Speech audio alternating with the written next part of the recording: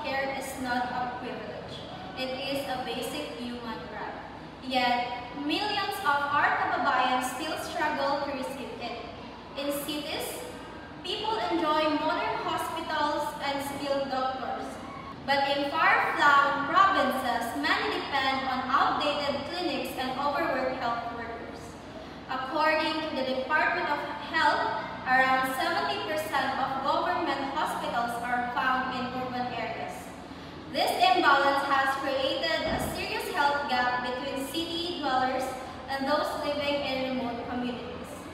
That is why the government must prioritize improving healthcare in rural areas to promote equality, protect lives, and build a stronger nation. Building and upgrading hospitals outside cities isn't just about infrastructure. It's about giving every Filipino a fair chance to live a healthy and dignified life. In many remote towns, people travel for hours just to see a doctor of biomedicine. Emergency become tragedies because the nearest hospital lacks equipment or staff. These are preventable losses that can be avoided if we invest in better facilities, enough supplies, and more medical professionals in the countryside. When we strengthen rural healthcare, we strengthen our entire nation. Healthy citizens can work better, study harder, and contribute more to our country's progress.